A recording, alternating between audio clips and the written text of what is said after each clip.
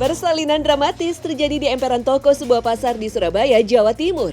Saat perjalanan menuju rumah sakit, seorang ibu yang sedang hamil besar mendadak berteriak minta tolong pada warga sekitar karena bayi yang dikandungnya sudah keluar kakinya. Pengunjung pasar pun seketika heboh. Sejumlah pedagang perempuan kemudian berdatangan untuk membantu proses persalinan. Beruntung di area pasar, ada seorang bidan yang sedang berbelanja dan langsung membantu persalinan. Proses persalinan beresiko tinggi karena bayi lahir dalam posisi sungsang. Bidan yang menduga bayi mengalami kekurangan oksigen kemudian memberikan pertolongan resusitasi jantung. Selanjutnya ibu dan bayi segera dilarikan ke rumah sakit oleh warga setempat.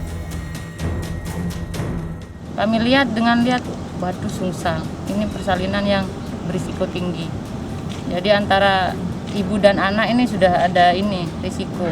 Dengan satu pandemi kayak gini, jadi dua kami tanpa peralatan APD tidak lengkap, peralatan tidak lengkap, jadi kami sudah cuman rondo nekat aja. Setelah menjalani 3 hari perawatan, sang bayi dan ibunya kini dalam kondisi sehat. Bidan kemudian menamai sang bayi dengan moto pasukan kapal selam TNI Angkatan Laut, Wira Ananta Rudira, yang berarti tabah sampai akhir. Langsung dibawa ke rumah sakit. Dipelukan ibu ini belum sempat dibersihkan ya ini. Belum sempat diapa-apain. Tapi sudah nangis waktu itu, Bu? Udah, waktu dibawa ke rumah sakit. Udah nangis sudah.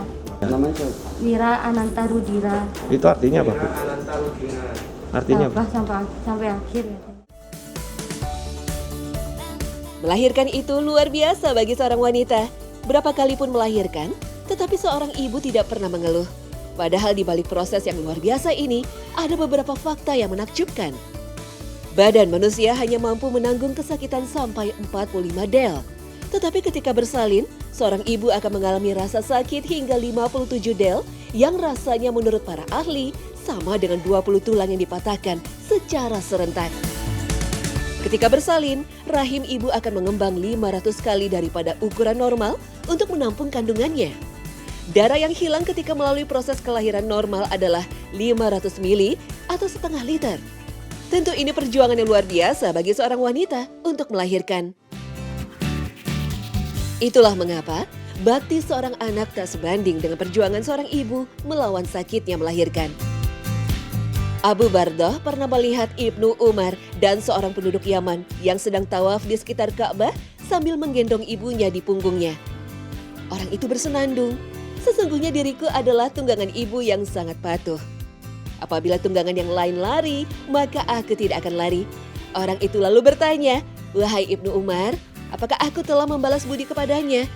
Ibnu Umar menjawab, "Belum," walaupun setarik nafas yang ia keluarkan ketika melahirkan. Hadis riwayat Bukhari. Lihat saja, begitu besar ternyata jasa orang tua kita, terutama ibu. Karena itulah seorang ibu lebih pantas menerima kebaktian anak daripada seorang ayah. Suatu hari seseorang datang kepada Rasulullah SAW dan berkata, "Wahai Rasulullah, kepada siapakah aku harus berbakti pertama kali?" Nabi SAW menjawab, "Ibumu." Orang tersebut bertanya lagi, "Kemudian siapa lagi?" Nabi SAW menjawab, "Ibumu." Orang tersebut kembali bertanya, "Kemudian siapa lagi?" Beliau menjawab, "Ibumu." Orang tersebut kembali bertanya, "Kemudian siapa lagi?" Nabi SAW menjawab, "Kemudian ayahmu." Hadis riwayat Bukhari dan Muslim. Mengapa dalam hadis ini ibu disebut hingga 3 kali, sementara ayah hanya disebut sekali?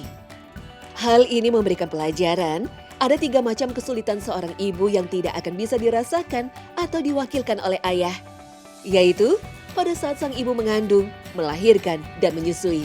Karena itu, kebaikan kepada ibu 3 kali lebih besar daripada kepada ayah. Imam Al-Qurtubi menjelaskan, hadis ini menunjukkan kecintaan dan kasih sayang terhadap ibu harus 3 kali lipat lebih besar dibandingkan terhadap ayah. Lalu, bagaimana kita bisa menebus bakti kita pada itu? Nabi SAW bersabda, seorang anak tidak dapat membalas budi kedua orang tuanya, kecuali jika dia menemukannya dalam keadaan diperbudak, lalu dia membelinya, kemudian membebaskannya. Hadis riwayat Muslim.